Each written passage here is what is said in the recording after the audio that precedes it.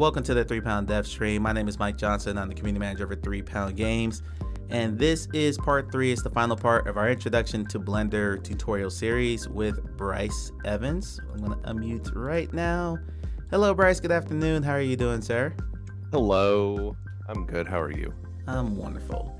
And our attentive, as always, student is Alyssa. Cordelia will not be joining us this week. She unfortunately is ill. Cordelia, if you're watching this, get well soon. We'll see you back. Yes. Alyssa, how are you doing today? How's your Thursday? Oh, it's going pretty good. A little snowy Thursday for me. How's it going with you guys? Snow. Ugh. No, thank you. No, thank you. It's very light and pretty snow today. I live in Georgia. If it snows, the entire world ends. Like there's a full state of emergency. They break out the 3 snow trucks we have in the entire state of Georgia. It's nonsense. I live in northern Michigan, so it's like half the year it's snow, sort of. Yeah, I'm moving to May. That's why I'm not moving back to. That's not moving to Michigan. Hey, Historian, how you doing, buddy? Hey there. Hello, Historian. All right, so to reset this is part 3 of our Blender introductory tutorial. The last 2 weeks have been going through the basics of navigating Blender, keyboard shortcuts, things like that. And last week we got into some modeling. So this week I'm gonna hand it over to Bryce. He'll take it away. Bryce, the floor is yours. I'm gonna turn my camera off. All right. So to kind of hit the last little bit of, I guess, the basics of the pipeline that we're going for here, we're gonna talk about animation and rigging and weight painting and all that fun stuff. I say fun slightly sarcastically, not fully sarcastically, because animating is fun. Rigging can be fun. Weight painting, I don't ever find fun. But luckily, if you use that Samus model, you'll be my best friend. I'm just letting you know right now. Use that Samus model, you'll be my best friend. You should, because my dinosaur model is not ready. Yeah, it looked great last week. The dinosaur looked But fantastic. he looks the same as he did last week. Okay. That is the problem. Historian says if it's snowed in California, there would be no state of emergency because we would just all turn to popsicles. There would be no one to send it out. yeah, everyone would just be toast. Hello, me a moment. Good afternoon. Happy Thursday. Sorry, Bryce, go ahead. Oh no, all good. So what we'll do is we'll talk about just basic animation stuff first, and then we'll go into basic rigging, and then we'll kind of the rest of the owl it and just jump right into the Samus model and start animating that. The owl once jokes are really killing me. But it is. That's what it is what it is. It's just really silly. Anyway, sorry. That's all good. So, basics of animation. First thing, just animating objects without rigging or anything like that. You can still just animate position, rotation, scale data, any sliders, basically anything that kind of has a little keyframe icon next to it, you can keyframe, which is pretty nice. So, the usual setup I like to do is I have my timeline window at the bottom here. So, if you don't have that, if we remember from our lessons before, we can just drag from any corner and create a new frame. And I like to pick timeline for this one. Timeline gives you the playhead, which is nice. Lets you set some things that we'll take care of here. It also gives you a general overview of your keyframe positions. But I also like to pull up, well, not like that. I also like to pull up the dope sheet, which is here.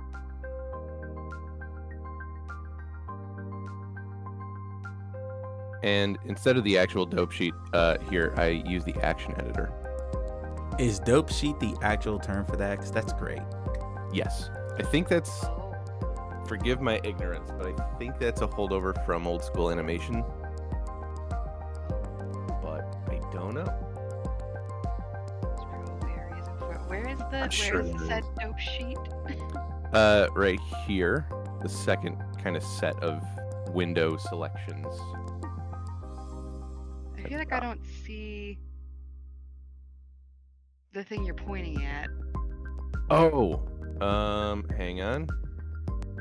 It's like it looks like you were just hovering over like the grid, like behind the cube, and I was not sure. It's my bad. Blender splits itself into multiple quote-unquote windows. So when I was sharing Blender, it was only sharing the main one. So sorry. Sorry, Mike, for the stream hiccup. Pro streamer right here. Professional streamer. You are. I screwed up, not you. Okay, now you should see the things I'm clicking. Yes. I Sorry, see. everybody. I see. Is this the dope sheet?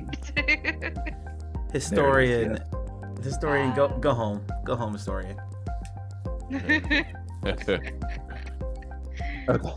Oh, sorry. So yes, timeline at the top, super dope sheet, and then there's the selection menu next to that for the action editor. So one thing that I really like about Blender is actions. I think they're called takes in other softwares.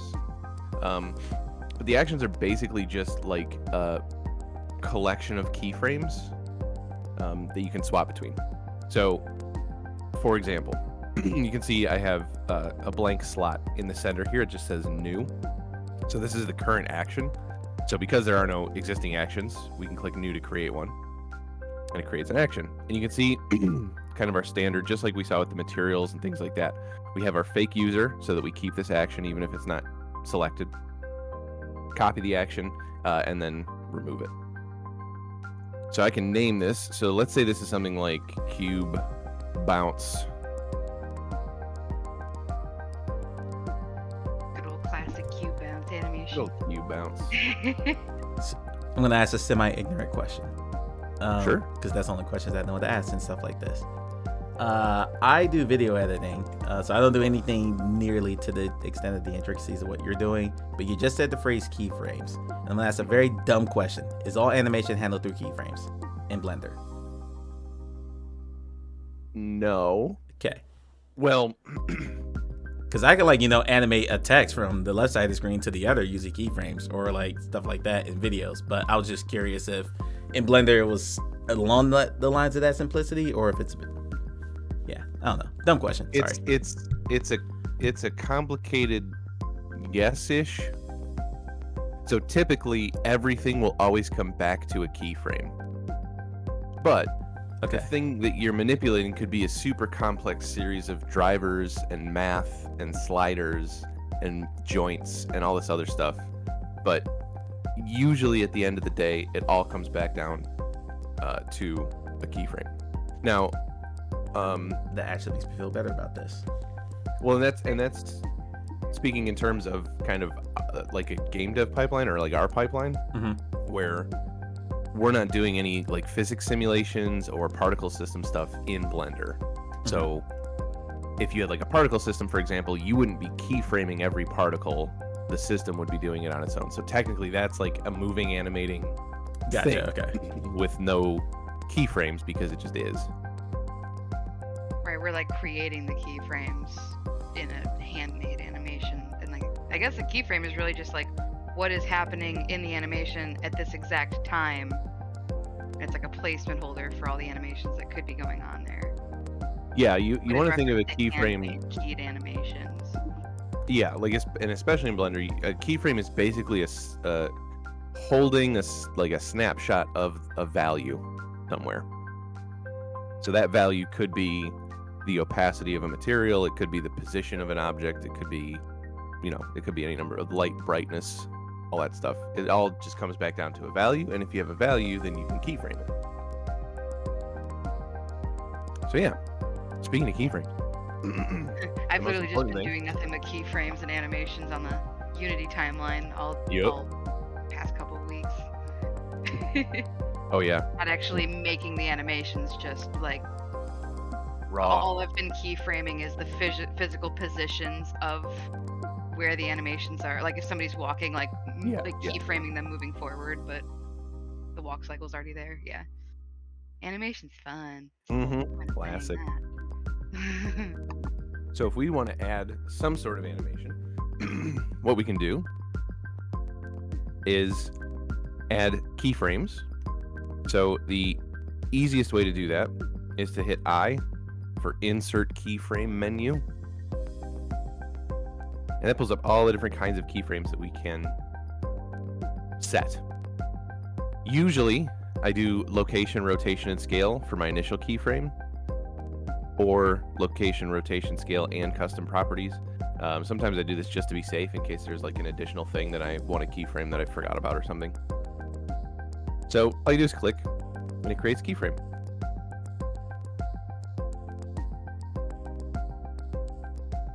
Now, if we expand our little drop down here, you can see all of the individual keyframes that it set. So we have the X, Y, and Z location, X, Y, and Z Euler rotation, and X, Y, and Z scale. Now, this is our first potential bump in the road. We want to make sure this is X, Y, Z Euler rotation and not quaternion X, Y, Z W. What again? Quaternion. It's a big rotation thing. It's super abstract and terrifying. So we don't need to worry about what it is. For it. We just need to know that in our traditional minds, X, Y, and Z is great. And when you have a quaternion, there's 4 values, X, Y, Z, W, and they do not mean what you think they mean. So if I wanted to rotate this thing on the Y-axis 90 degrees, the Euler rotation is perfectly okay with that. I can rotate this 90 degrees. If it were a quaternion, I would have to rotate it on the Y. I don't know the exact math. I would have to rotate on the Y and the W in a certain combination, I think, to get the value I want, which is just, it's not readable. It's not That sounds great. like math. Yeah. Okay. Alyssa closes Blender immediately. Nope. I'm good. So usually it'll default to this, but if you check, you want to check this for joints, for bones that we make, and for objects. If we come to our object properties in our properties panel, we can see that under the rotation, the mode is XYZ Euler, which is good. If it was this quaternion, we would want to switch it, because switching this mode does not automatically convert your keyframed rotations. So for example, if I was in quaternion mode and I went to frame 30 and I rotated this thing and I keyframed it, you can see my X, Y, and Z Euler rotations are not keyframed because that's not active. So if I was like, oh shoot, this was in quaternion mode for my whole animation, let me switch it back. I switch it back, I am no longer keyframing in the quaternions. So if I were to move to 60 and rotate more, you can see well, I didn't keyframe it. It's doing a very simple rotation because there's no Euler keyframes there. So this is really complex kind of topic, but at the end of the day, what you want to make sure of, just make sure you're in XYZ Euler mode. That way you don't have to go back. Okay. So, remembering to rotate and hit the I key to insert a keyframe is such a pain. I forgot to do it just now. So, I love and always have on this auto keyframe.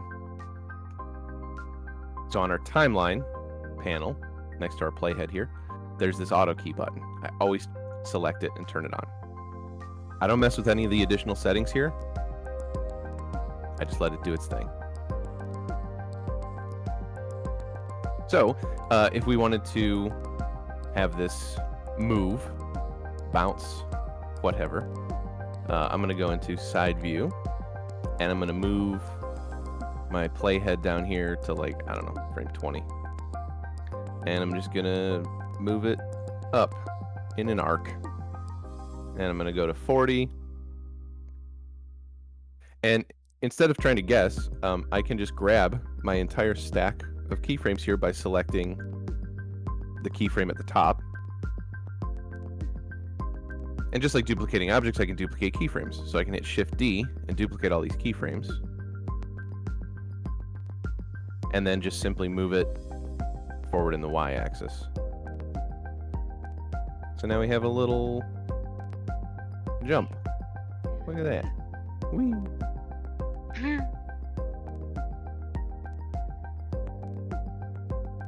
Now if I wanted to have it do a little flip, I can have it do a little flip. Now here's where we can use keying sets if we wanted to. So let's say I wanted to do like a little rotation, so this thing kind of rotates off the ground, like it's kind of like it's pushing itself. Pow. Well, my auto key automatically inserts keyframes for location, rotation, and scale there.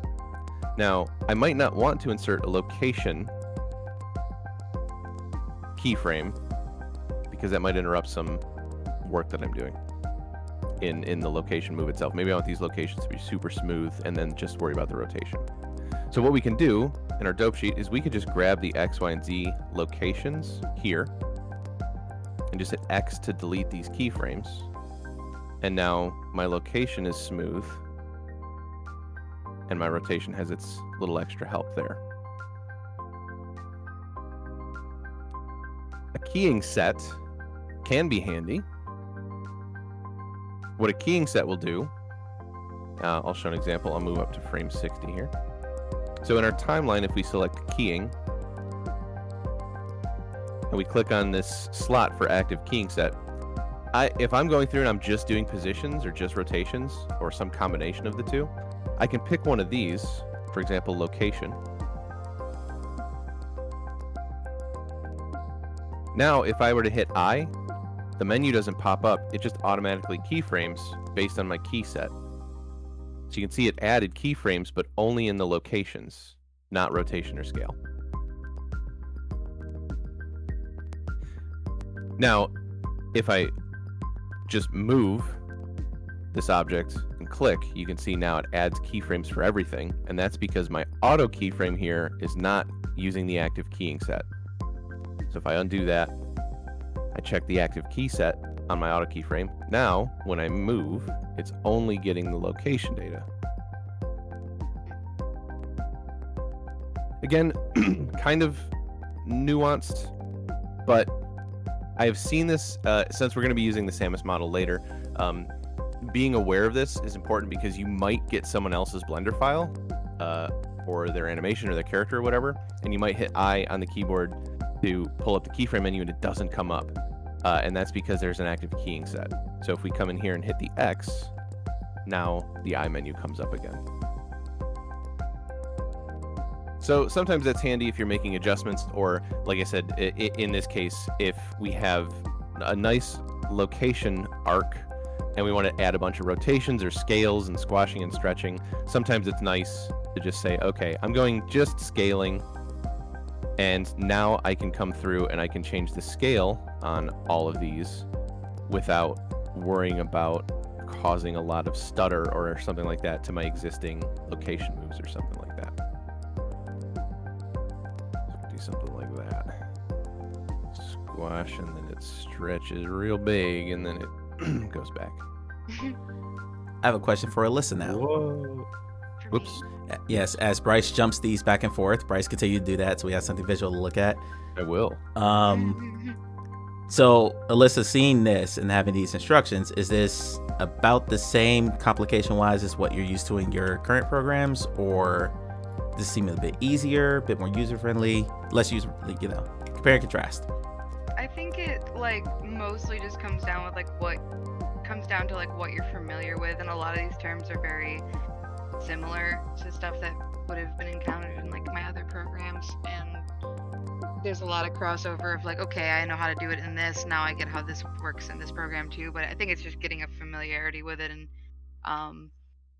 a comfortability with the controls kind of determines like how easy it is, because like I can watch what he's doing and it makes total sense, like watching you do it, but then if I'm gonna go do it on my screen, like there's a lot of just the windows and the menus and all the like the hotkeys for stuff that I have to relearn, which makes a very nice sounding thing, like super clunky and frustrating to do at first. Because right now I'm still bumping around with trying to get used to the modeling hotkeys and stuff. So I think once the alien language factor of it like kind of gets resolved, I think it would be a lot easier. Like, I like how this looks. I like that there's different. I don't know what the terms are, but like all the different options in this little timeline tab, dope sheet, and I've just never seen a dope sheet before. Like, I'm not Yeah, even you don't typically use that in. I mean, people do for sure, obviously, because it's there. But like normally, just like straight ahead animation stuff for game dev pipeline, you don't usually have to go into the dope sheet unless you're doing some specific stuff. It's like the curve editor as well. Yeah, okay, I guess that's fair, because I didn't really use the curve editor almost ever, unless all of a sudden I needed to do like a linear instead of a curve. Yeah. Like, you don't want something, if you're having like continuous motion, you don't want it to like slowly speed up to a speed and then slowly slow down at the end if you want a fluid motion. So stuff like that, where like the nuanced things of until you need it, it's not an issue. Yeah. Basically, when I was learning Maya, the dope sheet and curve editor were if something is horribly broken, then you might need to open those. Yeah. Well, it's like little things like this is such an obscure thing, but the light, I don't know even what they're called, but like basically the editor in Maya that could determine what light was affecting what object for rendering purposes. So you could have some lights that were only hooked up to certain objects and were told to ignore others. Menus like that I felt super cool for knowing, because I needed it for a specific project, but people who never had that need before like didn't even know was an option.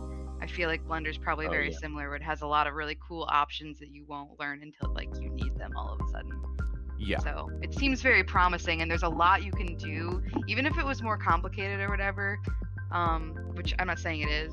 Even if this was like a harder program to use, I feel like it would still be worth it based on what I've seen it be able to do in just a short little period of time. Oh, he really is squishing. You gotta make him like fat when he squishes. You gotta squish him outward a little. Why you gotta be fat when he squishes? Why is that a thing? Because where's that mask gonna go? He doesn't just slink in like a slinky. Like, the mask has gotta go somewhere. Now you're dishing slinkies, okay. When you stand up, your tummy is all stretched and tall, but when you sit, it rolls on itself because that stuff's gotta go somewhere. So what we'll do is we'll use our scale and then Shift Z to create a little wish. So ideally, if you could add little wrinkles to them. You see? I guess. That's where it gets tricky, because then you have to have it like squish in a way that looks like it makes sense. Yeah. So he has to squish like right as it starts touching the ground. This is like little animation stuff that I've been really tuned into, so don't let me get you on a tangent with it. Well, when we have bones, that's gonna be real nice. Where are the bones? Real squish. We could also make like the material like semi-transparent.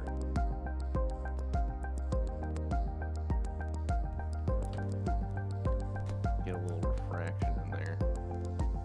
Sorry, one of my kids just called me. My bad. Kind of like a little jelly. We're good. We're over here animating a jelly, little jelly guy, jelly squishy guy. What's nice too is we can add modifiers, and it still just works. So look at that, it's still like all squishy. Okay, that's pretty cool. Although I guess it's kind of like,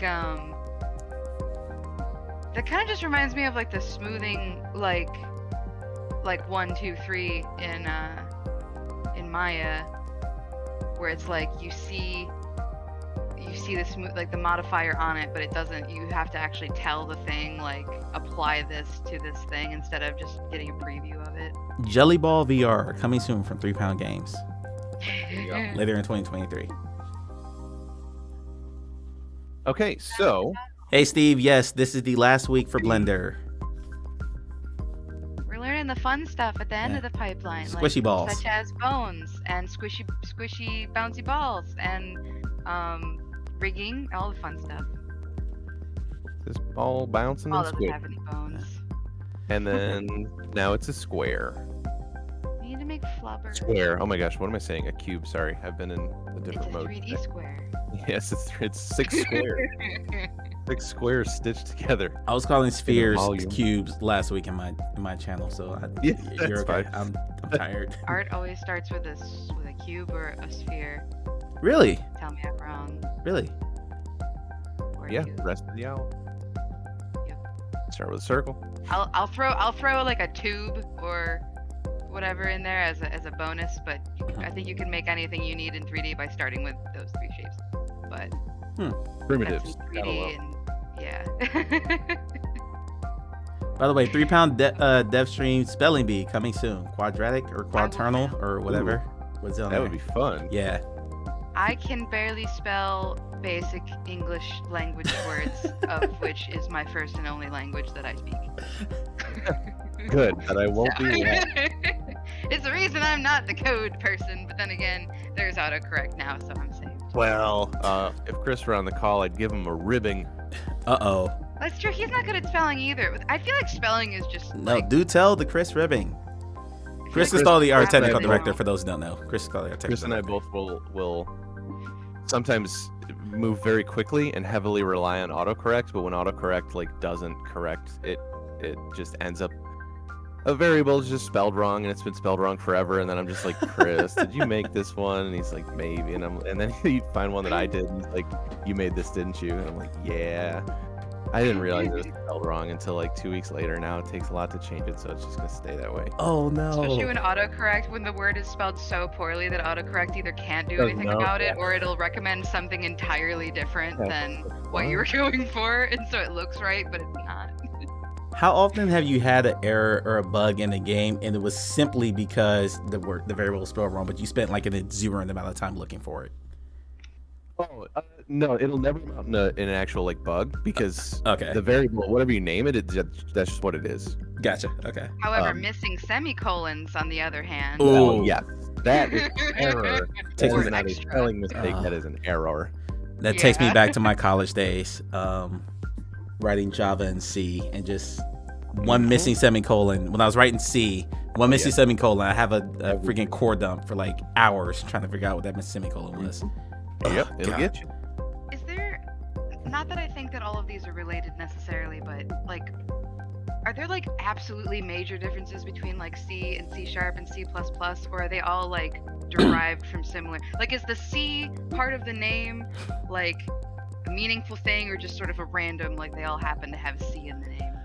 Okay. I don't need like a rundown of what it is. I just want to know if they're related to each other in any like logical way, or if it's just sort of. The latter two that you just named were pretty much built on the foundation of C. Now, programmers will argue with me on that, but at its core, C is the foundation for those other ones. And the other ones are just, there are different use cases depending on what you're trying to do.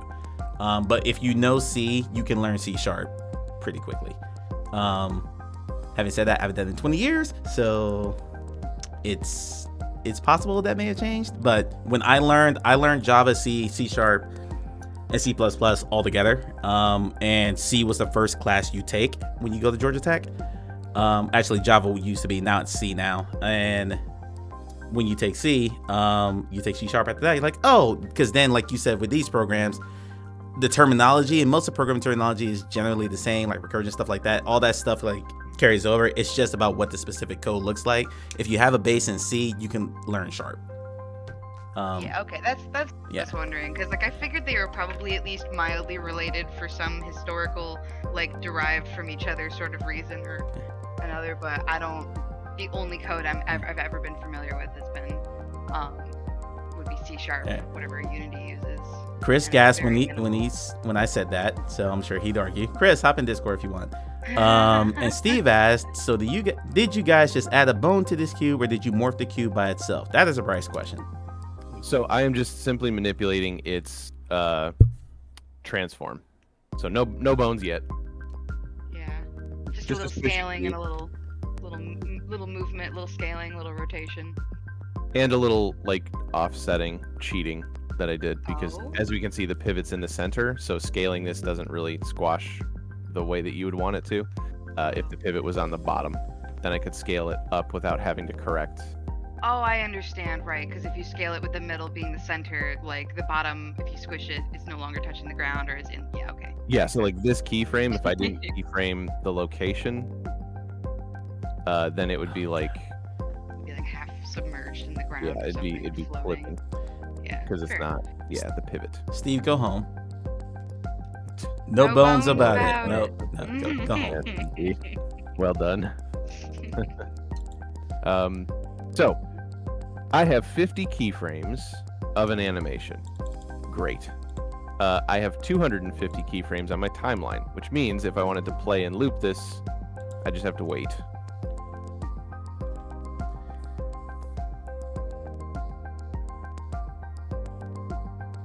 And we looped. So that's a little long. Mm-hmm. On the timeline, here, we have a start and an end. We can click these and change our start and end.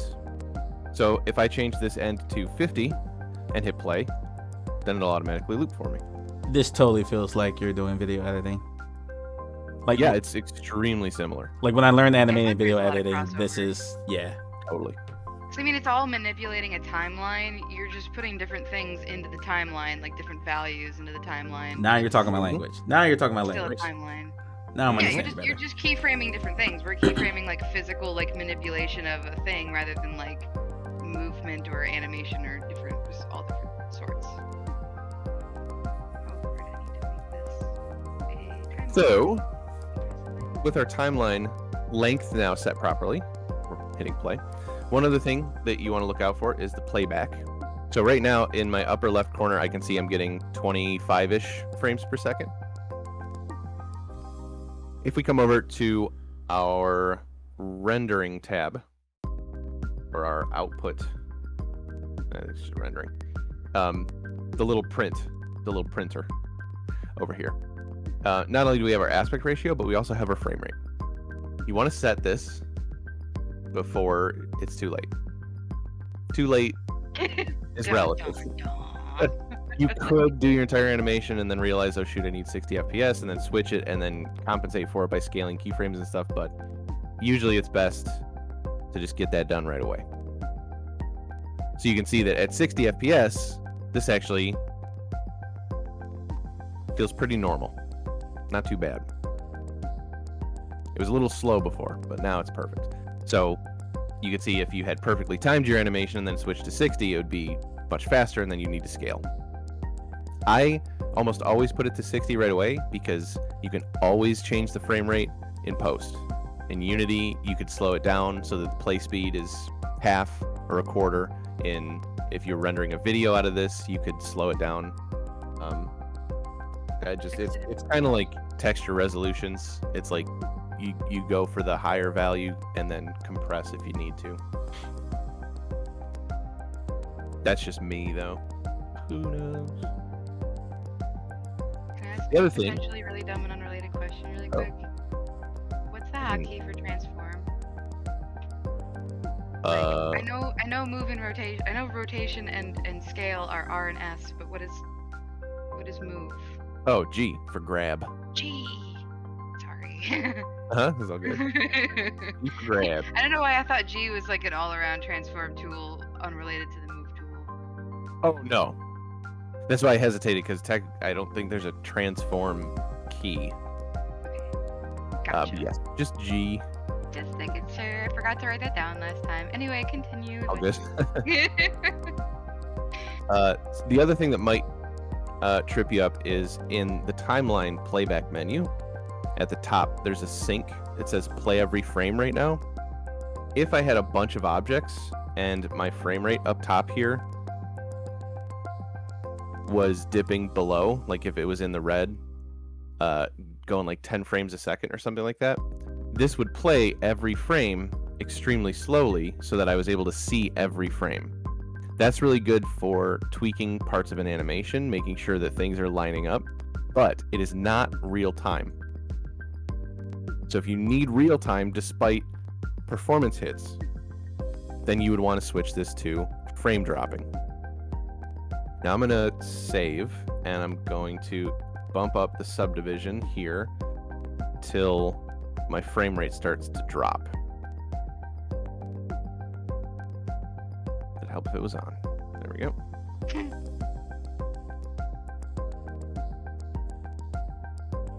Oh, it's only going as high as 6. Why aren't you letting me go higher than 6?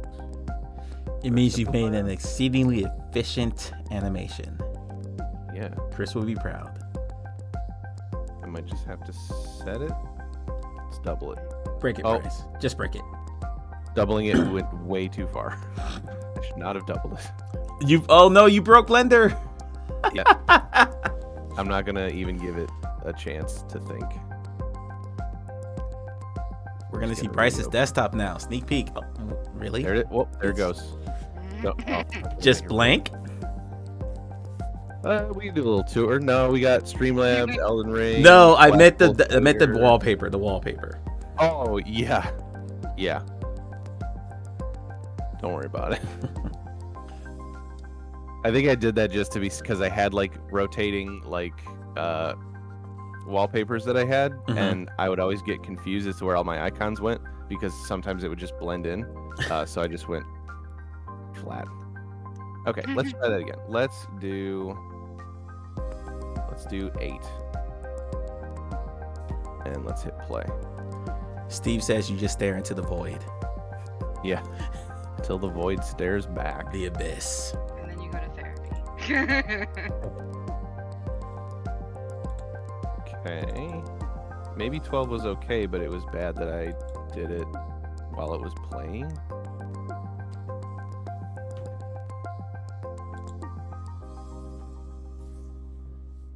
Crashing again.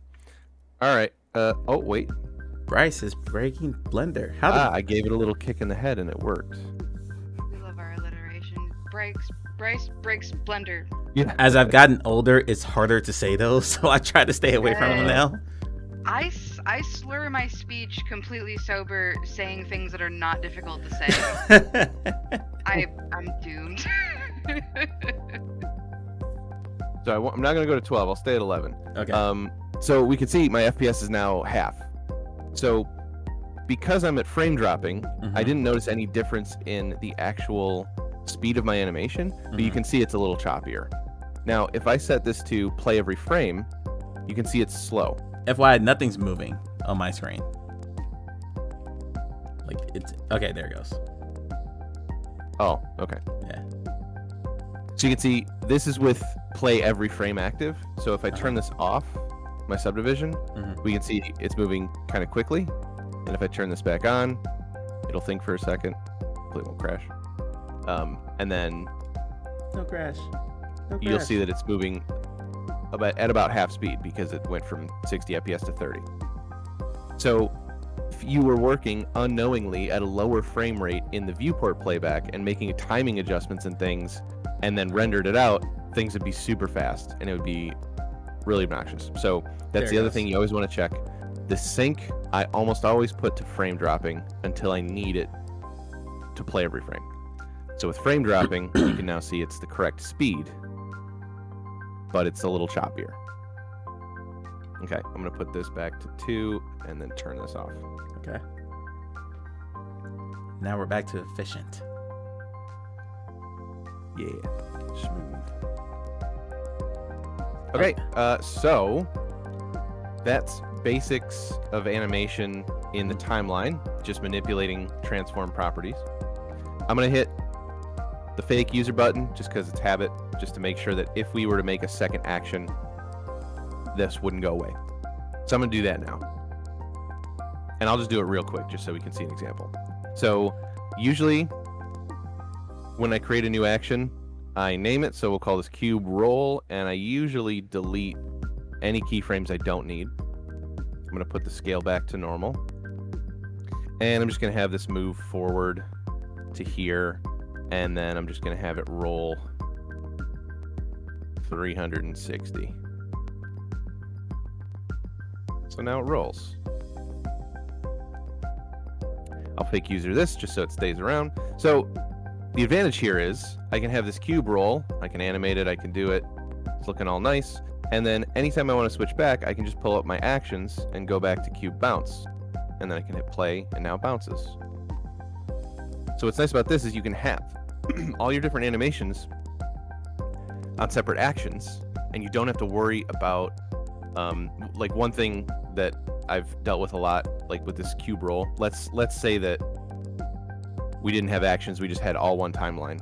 We would have to do the bounce here, and then I would need to paste my roll keyframes somewhere. So now it rolls. So it's all on one timeline. And then in Unity, I would have to go in and I would have to specify, okay, from 0 to 50 is one animation, from 60 to 100 is another animation. Well, with actions, you can just import the FBX into Unity, and Blender will have kind of preserved all of those actions as separate animations. So if we had an idle, a jump, a bounce, a roll, we could have all of those as separate actions, import them into Unity. Unity will recognize those actions and automatically split them into separate frame ranges based on the action data. So it's really, really, really handy in terms of being able to compartmentalize animations, especially if this bounce was too slow or something and we wanted to like change the frame range of it. If I had like 18 other animations, like all the way out to frame 500, I have to constantly like grab them, move them over, and then give these room and then scale these, and it's just kind of a pain. So actions are super handy.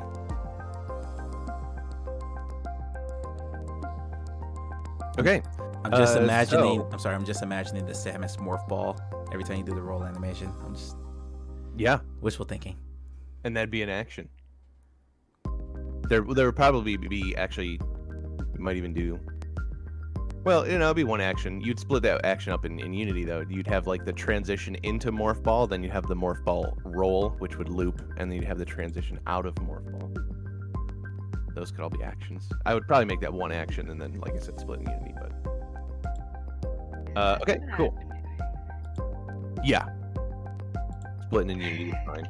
Nothing wrong with it. It's just an extra step if you don't need it.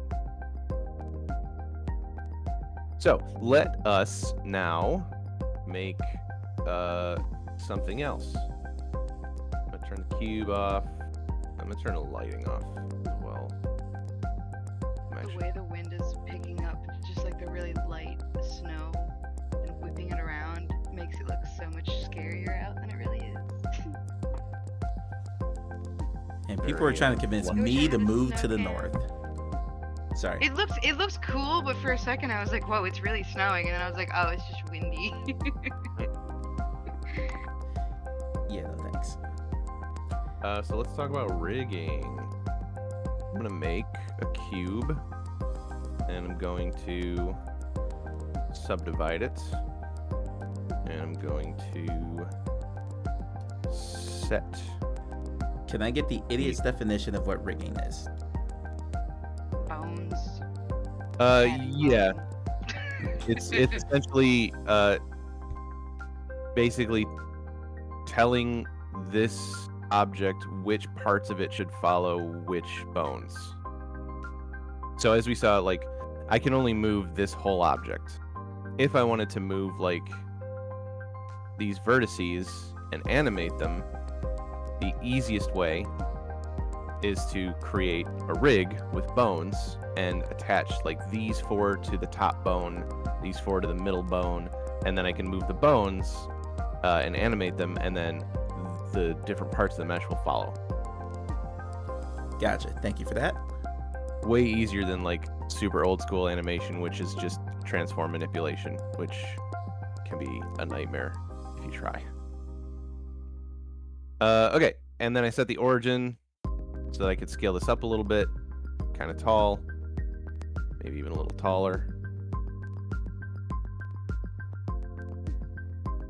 And because I scaled it in object mode, I just want to make sure that I Control A to apply the transform so that it's normal.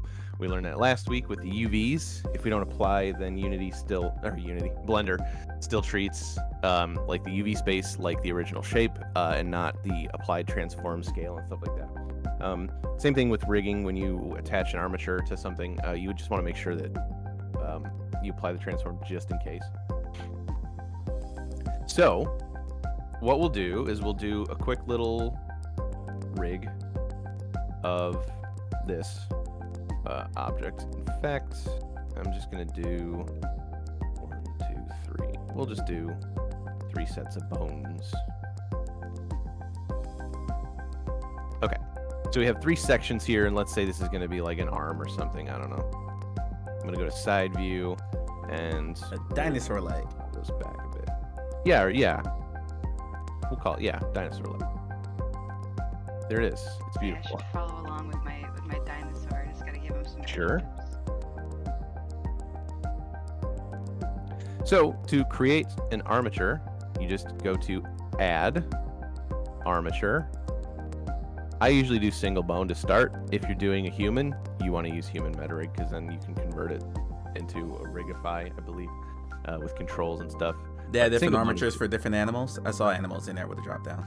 Yeah, they have some preset stuff like bird, cat.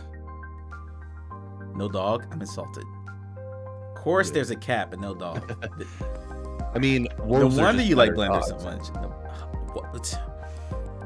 I'm muting my microphone. What's the difference between a wolf and a dog when it comes to skeletal structure? If you Yeah, love at a certain- dogs so much. At a certain point, it really just matters like how they walk, because some animals will walk just in different patterns, but I think dogs in general, canines walk the same. Similarly, yeah. Yeah, like some will walk like right and left foot one step, like they'll I don't know. You'd have to have like a visual representation. I realize I drive myself insane trying to verbalize that. But yeah, yes. Yeah. A cow and a Well, wolf have no, different well- walk cycles. Is the moral of the story. Mhm. Future dev stream. Alyssa verbally tries to explain art with no visual aid whatsoever. Yeah. Does not work. So we just created a single bone. Now, when you create that, you might not see it, but it's there. If we look in our scene, we can see armature. So sometimes you have to come into wireframe to select it. Now, what I like to do with this selected, if you come over to, we have a new armature tab. Look at that. We have an armature, a bone, and a bone modifier tab now that we have a bone. So in the armature tab, which is a little person waving or running at you, there's a viewport display. I always check in front. So now I can see this bone just drawn over top of everything. This is also where you could get into display modes. So octahedral is pretty standard, but it can get a little bit wild depending on the scale of your bones. So sometimes stick, B-bone, wire, these are all decent. Envelope's kind of the most, or envelope, is the smoothest looking one. But you're almost always going to see octahedral. So I have a bone, and now I need more. Again, this is an object. This armature is our object. All of the bones can be thought of like sub-objects, like vertices or whatever. So just like with my cube, if I needed more vertices, I wouldn't duplicate my whole cube. That would be silly. I would go into edit mode, and then I would move these things around. Same thing with the armature here. If I want another bone, I don't want to duplicate this because I'm actually duplicating the whole armature. So I want to go into edit mode. So again, tab takes me into edit mode for my bones. So now I can move my bones where I need them to be, and I can add more bones. I'm going to go into wireframe so that I can see where my edges are, because I'm just going to try and line up the joints with each edge. To continue a bone chain, so to create a new bone that is linked to the previous bone, you just extrude, which is the E key. So if I click the end of this bone and hit E, I'm now creating another bone. If I select this bone and I come over to the bone tab, I can see under relations, its parent is my first bone, and it is connected. What this means is, if I were to move this bone around, it's pulling its parent bone with it because it's connected. If I uncheck connected, I can move this around wherever I want. It's still parented, that's what this dotted line is, but it's not being forced to stay connected. If I clear the parent completely by clicking the X, Now I can move it anywhere, and there's no dotted line. This is completely separate.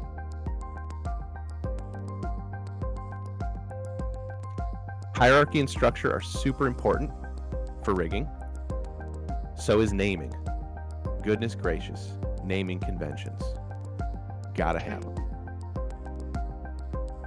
So for example, this first bone, let's say this is, I don't know, a tail. I would call this like tail bone 1. And in fact, I'm gonna do .r for in a little bit. We could do a cool symmetry thing. Will Blender yell at you if you try to name 2 different armatures the same name, or will it let you? It won't let you. you. Have to figure it out.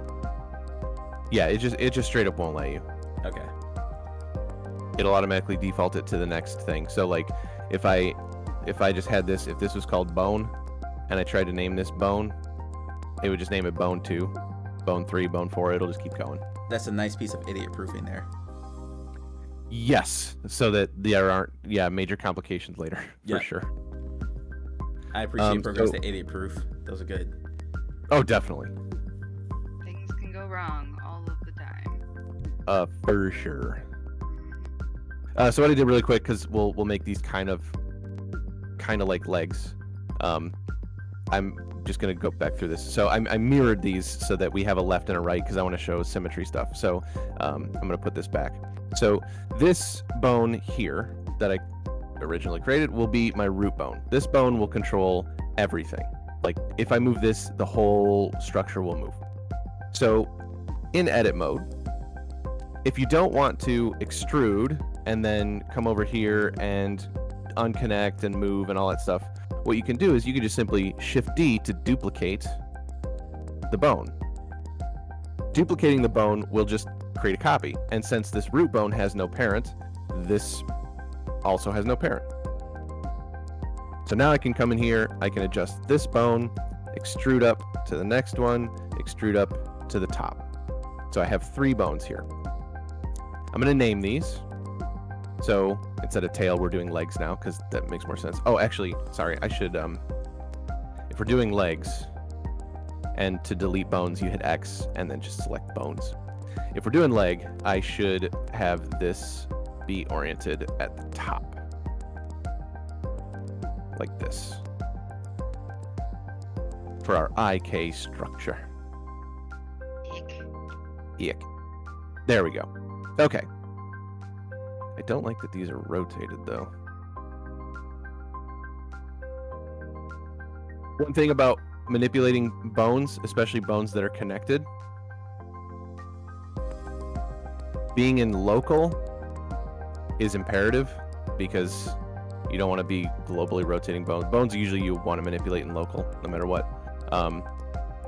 You can see if I select all these bones and I try and rotate them here, they're behaving quite oddly. If I switch my pivot point to median point or active element, they now rotate more consistently with each other. See, they're not going in a bunch of different directions. Steve said, "Oh, so the arrowhead of the octahedron is pointing in the excuse me, is pointing in the direction of the flow of the IK." And that's a question. That's usually the way that I do it. Yes, because that's how your parent hierarchy structure is. This, if we go into, so this is moving, then this is moving, then this is moving. So the IK works back up the chain. If we had it going from bottom to top, I don't think the IK would work at all. Now, if you want to correct some of these rotations and the rotation tool still isn't giving you what you need, if we look over again in our bone tab, there's a roll at the bottom. If I set this to 0, you can see these all snap back. You usually want the orientation, the roll of your bones. Roll the bones. There's a Rush album for you. You want the roll usually to be in the direction of like the orientation of the object that you're rigging. So like these legs are pointing forward, so I want these bones to kind of point forward as well. Steve, Okay. You're welcome. Glad I could help you. Yes. I have all All the fine. answers. So I have bone, bone, bone. Let's name these. This will be like, we'll say upper leg dot L because it's the left. I use dot L because it's, I don't know, just what I learned. You can use underscore. You don't have to use anything. It could just be straight up leg R. We'll call this mid leg dot L, and we'll call this low leg dot L. The reason that I'm using L, either dot L, underscore L, regular L, is because Blender will recognize a suffix or prefix, I believe, and will symmetrize those based on which side they're on. So because I named these .L, if I were to drag select all of these bones and go to armature symmetrize, it will now create upper leg .R, mid leg .R, low leg .R, and it'll mirror it across the origin of my armature, just like with our mirror modifier, which is super awesome. Oh, hey, Brady. You joined at the right time then, because we're just getting into it. Hi, Brady. So I have my root bone. I'm in edit mode. I created these 3 bones lined up with my edges. I named them with the suffix .L so that I could easily symmetrize.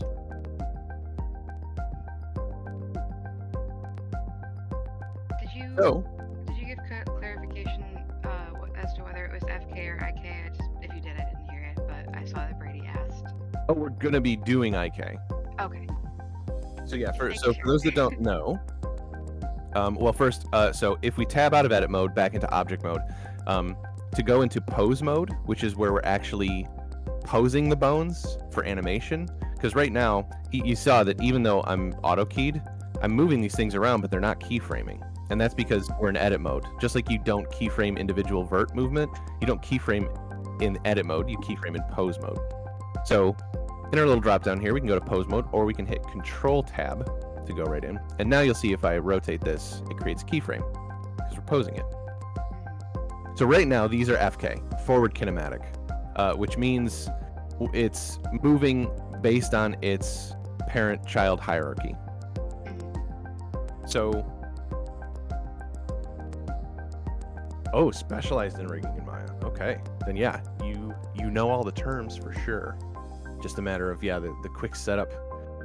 In Blender is pretty painless for the rigging stuff. Not as much menuing with like point constraints and stuff like that, but still pull targets and all that fun stuff, which we'll get. So FK right now is what this is. So if I move the upper leg bone, then all of the other children bones move with it. So if we pretend this is a leg and I wanted to like crouch this character down, what I would have to do is I would have to like rotate this forward, rotate this down, then move the whole thing down. It's very cumbersome. It's not intuitive. That's not how we move. If I was bending my leg, I wouldn't think about where my upper leg needs to go. I would just crouch down and my knees would bend forward because that's, you know, kind of the only way that they go. So IK would allow us to create a control that we could grab onto, and then we could just simply move like the foot where we want to, and the rest of the leg will move to accommodate that. It's very cool, very powerful. So for our IK, we need some additional bones to help it along. So I'm going to go back into edit mode. I'm going to grab the end of the lower leg, and I'm going to extrude with the E key. I'm going to hit Y so that it goes in the Y axis. Now this is just going to be an IK bone. So I'm going to rename this. I'm going to call this, we'll call this leg IK.L. Now it's important when you have bones that are just for controlling other things and not part of the rig, like part of the weight painting. Like I don't want this bone to control any vertices. I just want this bone to be a reference for the IK. If we uncheck deform, this bone will no longer be included in any vertex weighting.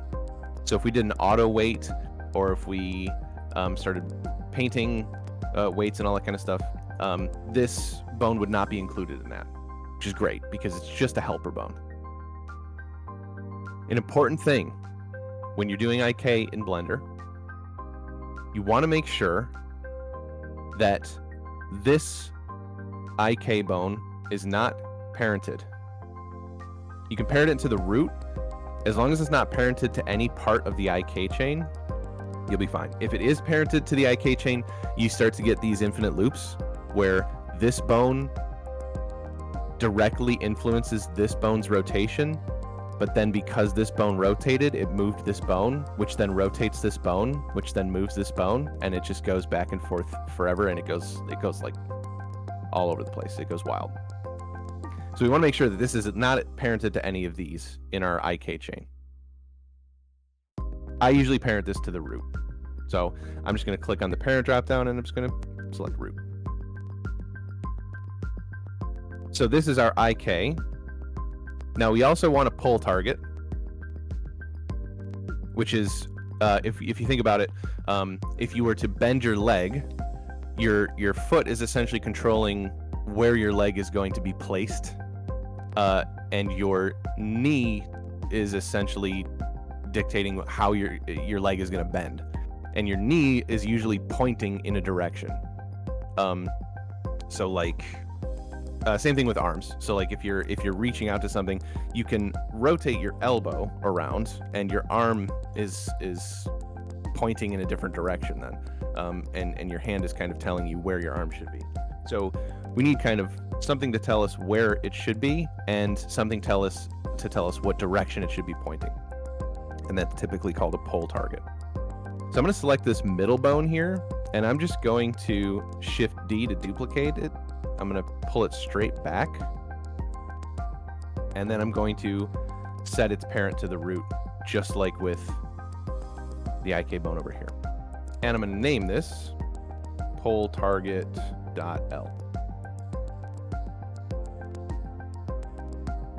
So this is our rig setup, our bone structure, our armature. We have the actual leg bones that are being used for weight painting, skinning, all that stuff. At the moment, if we were in pose mode, these are forward kinematic.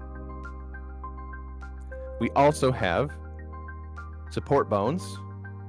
We have our leg IK and our leg pull target, which I need to turn off deform for, because again, this doesn't need to be weighted to anything. So these are simply going to be helping us orient and move our IK. Okay, now, moment of truth.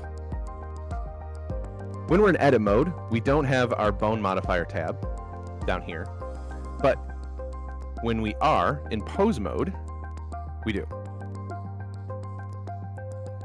So in pose mode, if I select a bone, we can go to the bone modifier tab and we can add any modifier we want. In this case, we want inverse kinematics. Now I selected the last bone in this chain, not the IK bone, not the pull target, the last bone in the chain. And I'm going to go to inverse kinematics. And you see we have a target and a pull target. This is looking for armatures. So if I click the little eyedropper, I can just select any bone in our armature. You can see it says object armature. Then it lets me select the actual bone. So the bone I want is leg IK. Pull target, same thing. Select an armature. And then we want pull target.L.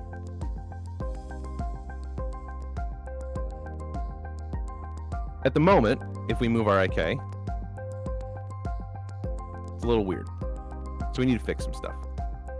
First of all, I like to set the chain length manually. Right now it's just going up the entire length of our bones. Because we only have enough bones for the leg, it just goes up to there. But if we count 1, 2, and I go 1, 2, 3, we have 3 bones in our chain. 2 joints. So I usually will manually set the chain length to 3. Now, it's pointing in the wrong direction. That's because we need to adjust the pole angle. This will be different depending on the orientation of your rig.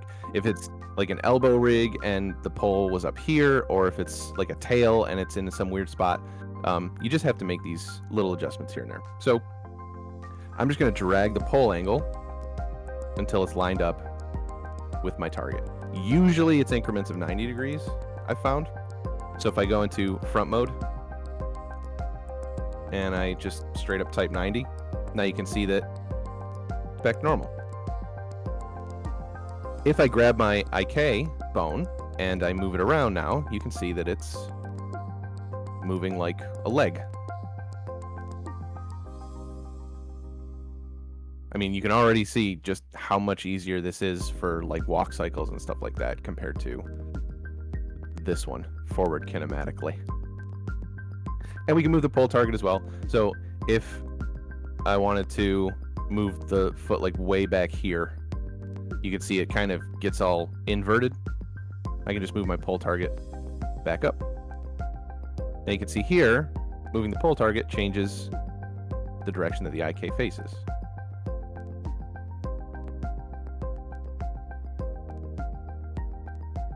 Now just Alt-G to put these back. So again, bones are just objects, so you can move, rotate, scale, same as you've been doing with all your other object manipulations.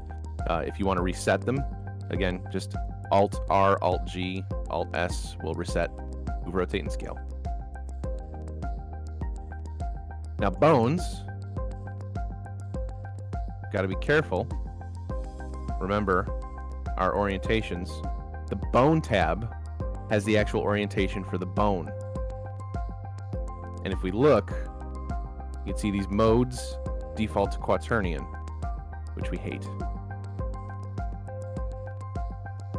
Now I forgot to switch this over, so I'd have to do this kind of manually. In fact, I should be able to drag select. I believe if you'll hold Alt and do something, then it'll change all of them.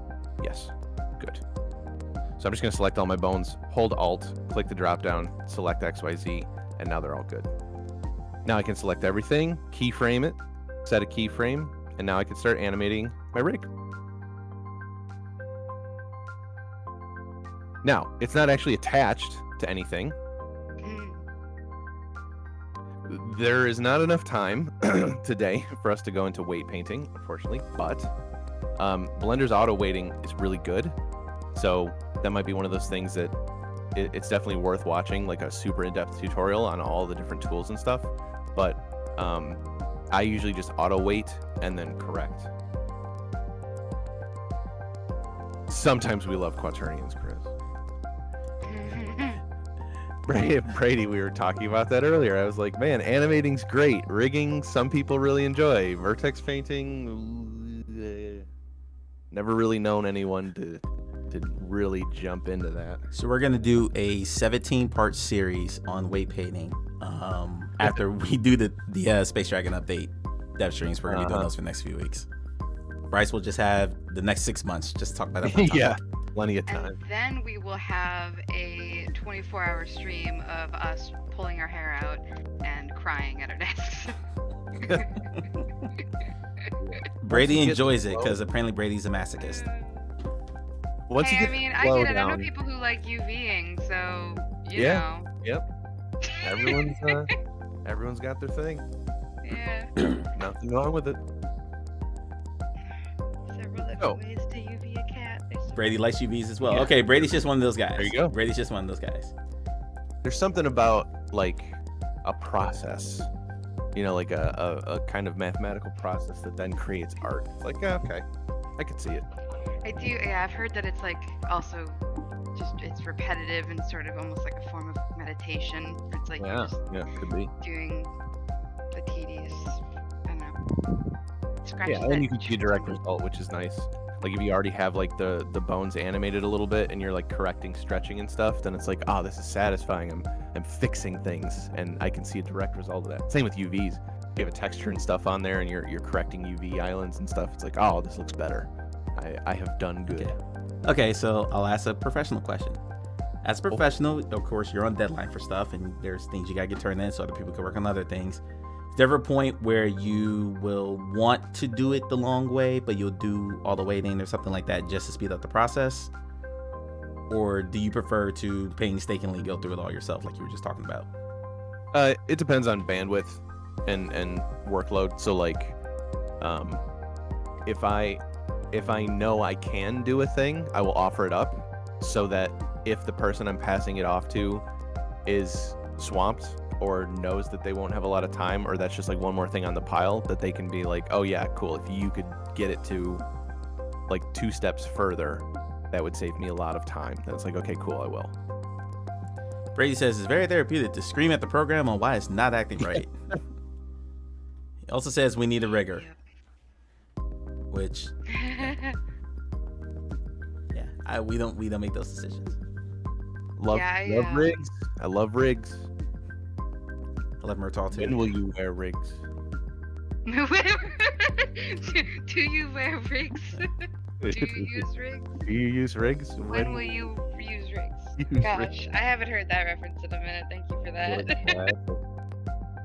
Oh, yeah. You're welcome, Steve. That was my favorite moment on the internet for a while. I was going to leave the weapon there, but I'm old. Okay, so let's attach our cube to our rig. So super easy. What we do is we select our object, then we shift select our rig, and we hit Control P to parent, and we want to go to armature deform automatic weights. Sometimes you want to do empty groups if you want to like clean slate and you just want to start vertex like weight painting from scratch. Empty groups is the way to go, but right now we don't, so we'll just do automatic weights. When we do this, in our scene view, our cube is gone. That's because it is now parented, that's the Control P, it's now parented to our armature, so it's under our armature now. If I select the cube and I go to the modifiers tab, you can see that it automatically added an armature modifier to my stack. We don't really need to mess with this, but it's there. So now, if I were to manipulate these bones, look at that. It's moving. In fact, let me go to my material preview. Look at that. So now, we can animate this thing walking. So what I'll do is I'll come to my first keyframe, I'll grab my root, I'll move it forward 50 frames.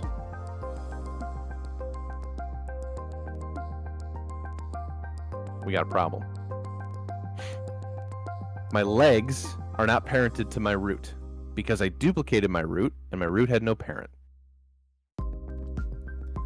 Super easy to fix. Poor little orphan root. I can just tab back in. Why is my... There we go. I can just tab back into edit mode, select the top level of my leg, go to my bone panel, and select root from the parent. I'll do the same thing with the other side. If you ever go to your bone tab and go to your relations tab and see that the parent is grayed out and you can't change it, it's because you're not in edit mode. So you just have to tab into edit mode and then everything's good. So now, if I were to move this forward, there we go. So I can move the root forward. Look at that.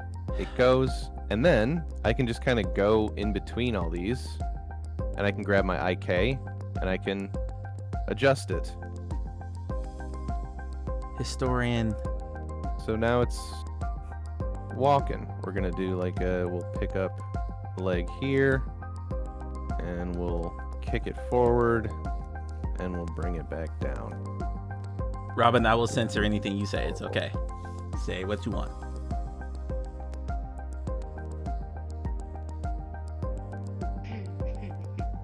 Now this is a terrible walk cycle, but it's there. I would love to know who HR is in this. Lauren. Lauren, believe it or not. Lauren. All right.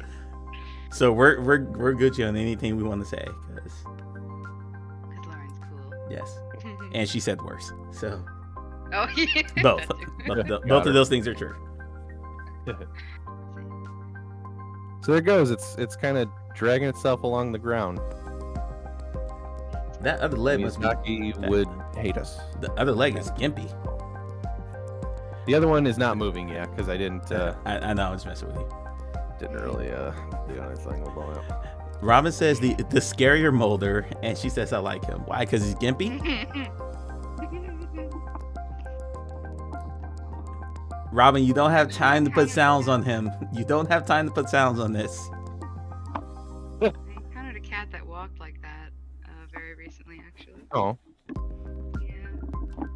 Now it looks like a horror movie where like you thought you killed the bad guy, but now he's just dragging himself across the ground to try to kill you. But you thought you were safe. You turn around and that's coming at you. You're like, ah. dragging itself.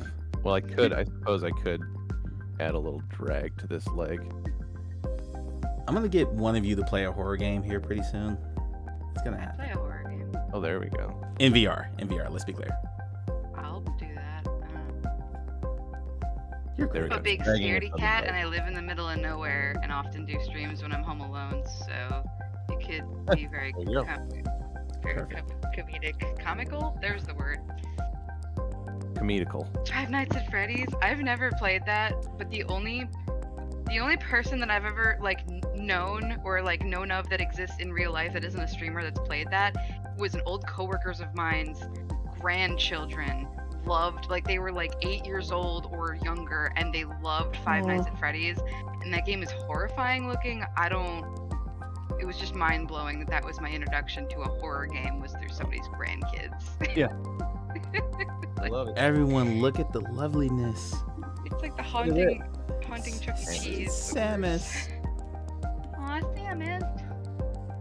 So now this is our just jump ahead a little bit portion where Samus is just chilling. Oh yeah, she's on No. standby. We got her ready to go. Always. Brady, it's a running joke that Bryce and I, when I say Bryce and I mean Bryce, and I'm just going to marvel at it and play test it, are going to make Metroid VR. Oh, I can't wait.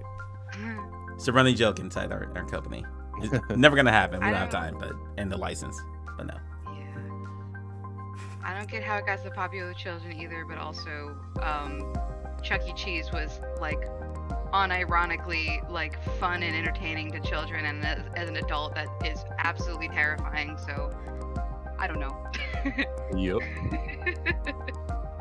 Mike Troid VR. Love it. Oh, dude, I'd love to see a classic game in VR. Especially, I wonder how a pixel art type game would handle itself in VR. Oh, Alyssa, I will send you a list of games to look at. I was gonna There's say. there's a ton of those. I haven't played Yeah. any. I don't always have a lot of time to play games, and if I do, it's usually games that my other friends are playing, so not VR games. I will send you a list. Please Probably do. tonight. I would love to see it. I If should you're- probably play more of those games just to. If you're an okay with idea VR of the art modding, style I can and send you a bigger list, but there are some native Quest 2 pixel art games that I'm sure you would love. So, I'm very interested. this game is not Anyway, a ripoff. continue. Of course, anything Sorry, I think Bryce. of could probably already exist. Your brother Metroid, you knew this was Yeah, tangible was going to just happen. Samus. Oh yeah, no, that's Yeah. yeah. Virtual Boy emulator. No, So, yeah, Brady. so this is like a full rig. This is basically what we just did, but times 1,000. So- lovely. In if I tab into edit mode, you can see here's all the bones. You can see Yeesh. there's a bunch of helper bones. When we tab back into pose mode, you can actually change how bones look in Blender. So if we come over to our, in here. our To viewport reiterate, display. you didn't build this, right? This was one that you. No. This exists. Okay. I know someone who worked on it, but yeah. So these are just bones. They're just changing the visuals of the bones. So if I clear that, you can see it's just a bone. Okay. Let me go back. Okay. So this has a ton of controls on it. Yes, yeah, Brady. There's a ton of stuff. So, for example, we have the cannon is controlled by this little arrow. We have the individual flaps for when it's a missile launcher. we have the actual kind of central cannon bit there. This is also arcade. So if we grab like the hips and move the hips up and down, you can see that the knees bend. If we grab the arm, you can move the arm around. I grabbed the wrong thing. There we go. You can see we're moving the hand. The whole arm is following. We have a little elbow controller over here. The fingers have a fun thing on them. When you scale this, it curls the finger. No, don't bend it that way, please. Which is super fun. So like if you grab all 4 of these, you can bend all the fingers backwards. No. You can do it with the thumb too. Stop it. This is not a horror game. Stop it. Isn't this fun? You add some like cracking and popping sounds while you do that. Don't mention sounds. We're gonna have to send this to Robin now. So, yeah, there's your horror game. Steve says, "Can I shamelessly plug my Samus animation I was working on? I don't know if Bryce has it handy." Did you send it to me? I don't remember you sending it to me. Not recently, anyway. If you got a video link, I'll definitely pull it up. It was in that game dev server. I can send it though. I can send it now though. Okay, yeah, hit me. So this also has like a bunch of additional controls. So like this is like spread. So like you can move the fingers together. So like that in combination with scaling these, in combination with rotating them, you can make like a fist fairly quickly. Just like that. So I think I also have an animation on this. Oh, I do. Nice. So I have Samus going into that's so cool. ping pose. That's so cool. So when I play a game, and I'll just use a VR game as an example, and I go to grab something, and like the object comes to my hand, but the hand doesn't move at all, like it doesn't animate to like grip around the object, that's just someone not having bones in the rig, correct? And having if the hands, like if they didn't rig the fingers, then correct. Yeah. The hand itself is static, so like the object like attaches to my hand and I can pick it up, but the hand itself doesn't animate. Like the fingers don't wrap around there or anything like that. Yeah, I mean that could also be like the fingers might be rigged, but if they just don't have, like, for example, for I think auto hands that we have had a thing where you wouldn't animate the fingers in a program like this. You would rig them so that the software or the engine, like Unity, for example, could control the bones in game. Gotcha. Okay. So that's procedural, I guess you could call it. So like if I were to pick up something, Unity would then say, okay, rotate these bones until they collide with the object you're grabbing, and then you'll have perfect grip no matter the size. Whereas if you hard keyframed that animation, you'd have to have like 13 different animations for all the different sizes of stuff. Okay. Steve said he just sent it to you. Something that good old Peter Molyneux used to justify delays for the original Fable. He was like, hey, we have to make a bunch of different animations for all the stages of life. Like reaching out and grabbing a doorknob as a kid is not the same as when you're a teenager. It's not the same as when you're an adult. It's like, yeah, you're right. And then they had you grow up in the tutorial. So none of that mattered anyway. That's neither here nor there. Bitter party of one. I sense just a hint of saltiness there. Just a hint. I don't agree with some of the things Peter Molyneux has done. That is all. Okay. If you want to check your email or whatever, Steve just sent it to you. Yes. Hey, if you wanted me to throw out some really lowbrow comedy while you pull up that animation. Oh my God, no. Freaking Mike out. No. Give me 1 second. Oh man, if this bothers you, you do not want to see what a UV unwrapped face texture looks like. Okay, the thing is, I know Samus. I know that. No, stop it, Bryce. Hey, at least you don't have Zero Suit Samus in here. That'd be like actually traumatizing. Steve, stop encouraging this. No, Samus is a character I've known for 30 years, so seeing Samus body contoured is It's like in Ava when Unit 4 gets all spindly and starts Go looking get the over its Steve own file. back. Go get the Steve file. Oh yeah. Let me pull up Discord. Alyssa, give me lowbrow.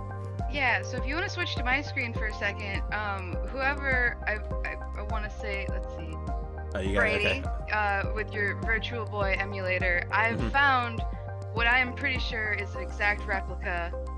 They're the same exact thing, as far as I'm concerned. So Hang I on, just want to pull up my stream. Yeah, I'm switching to yours while Bryce pulls that up. While Bryce pulls up your Oh, animation. it's up whenever. Okay, we're looking at the Virtual Boy now. Same thing, right? Anyway, that's all.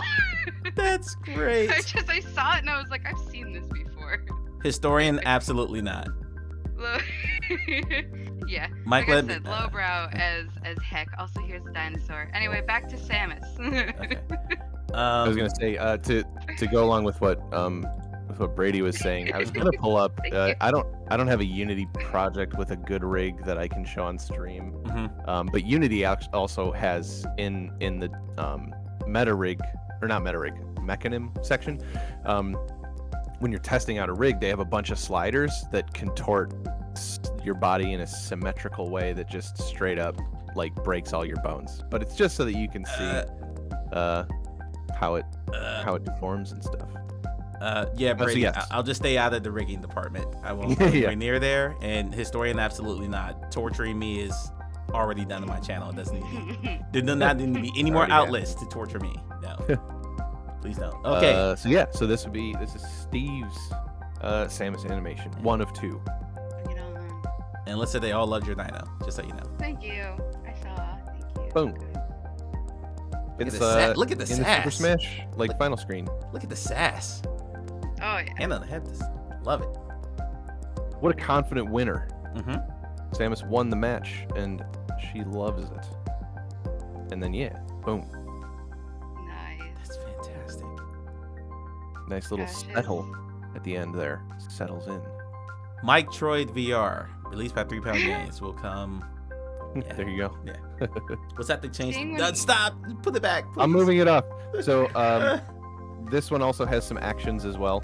So like that was idle to pose, and then as you can see in this frame, she says, "Hello, Mike."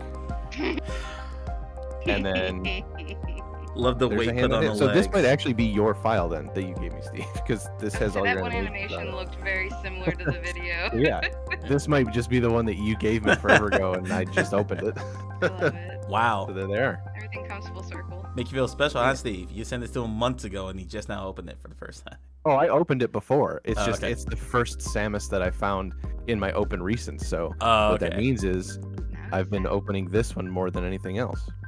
Okay. There's also a really good Zelda rig. Don't do this to me. If you contort Zelda, I'm gonna name the stream. I'm saying right now, I'm closing the stream out.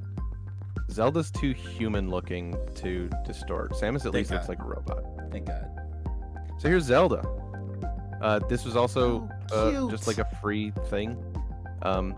This one, as is tradition. Steve and I talk about Blender every night before stream at random. It's not planned. We just do for some reason. And we were talking about how the difference between the Samus one and the Zelda one is that Zelda has a face and a face rig.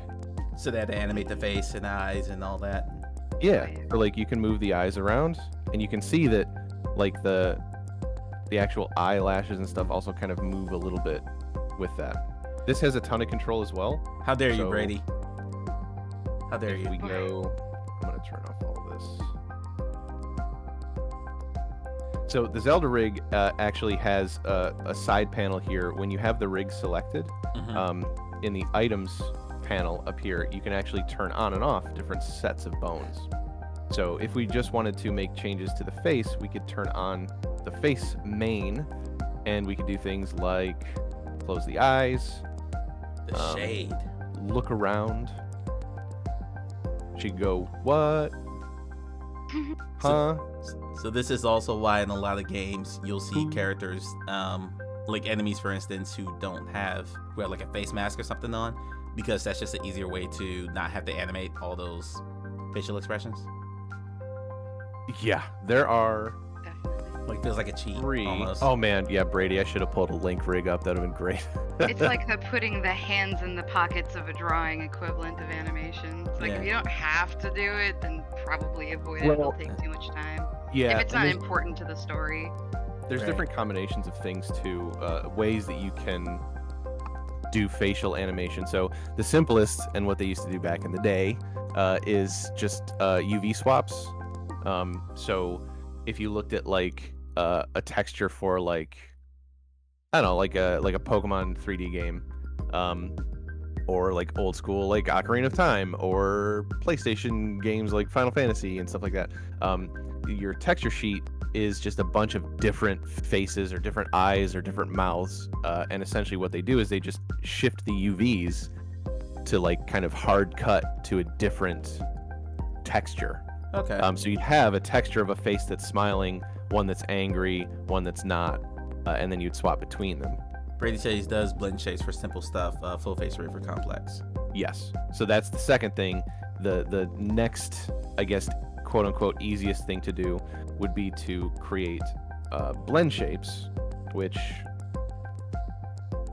would, let's see, grab the cape. So like here, a shape key. So if I wanted this cape to like curl or something, I could create a shape key, come in here and edit it. I could select some of this stuff, maybe use like my soft selection, and I could do like a billow. Like, oh, look at it billowing. And now I can just drag this slider and it blends between the two. So now I can make this billow as I need to, but it's a hard shape. So if this needed to billow on the other side, I would have to go in and make a new shape key and do that one. If it was rigged, which this is, then what I could do instead is I could select the cape, and because this has bones, now I can manipulate that billow in the same way, but it's much more flexible, because if I wanted to move it, I can just move the bones, animate those, things like that. So animating, rigging a face is kind of the most complex in terms of process, because you have to like account for every little individual potential thing that you could need to do. The face, the nose, the mouth, whatever. Oh, little smile there. But it gives you the most control. So it takes a while, but it also gives you a lot of control. Typically, if it's not your main character, don't usually rig the whole face. Like an NPC isn't really gonna like need that much articulation. That being said, there's a like metahuman and all these other like things. Yeah, I mean even like Ready Player One avatar, like anything that already has like a facial rig set up. Like there's a lot of automated stuff you can do now. Like there's a lot of like lip sync plugins that'll automatically animate bones based on like audio files and stuff like that. So more and more, it becomes something that's just inherently done. He's trying to freak you don't me really out, have to Brady. worry Is about what, it much. Brady, he's trying to freak me out is what he's doing. He's trying to freak me out. No. And Steve said he just sent you an animation of Zelda. We're 95 minutes in, so we're going to have to start thinking about telling off. Oh here, yeah. so. Okay. Look at the hair. It can blow in the wind. Wee. Okay, pulling it up. Whoop. Hang on. She looks stern. Here we go. No. No. Thank you, Steve. Should we destroy Zelda's rig? I will. Don't do it. Don't do it. She said no. Thank we you. will not.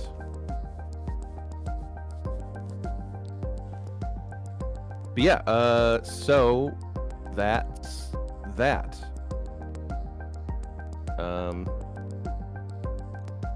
We'll do one of these real quick. Does anyone have any questions about anything? Guess I don't have any questions since I'm not like actively rigging anything. So down the line, there's not a question. You're welcome, Steve, for indulging you. I don't have a Oh, specific question according to what we're doing right now, but maybe if there's time over the course of the next 30 to 45 days, Alyssa can make something, and then we come back to this, and Bryce and Alyssa go through it.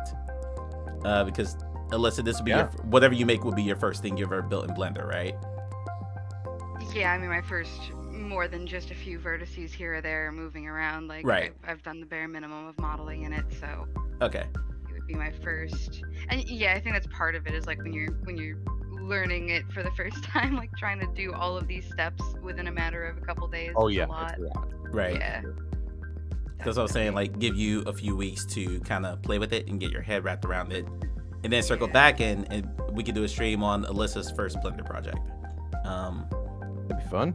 Yeah, I mean, I kind of get this dinosaur to move. That's kind of why I chose to model it, because I was like, I could at least have some fun and make it do something.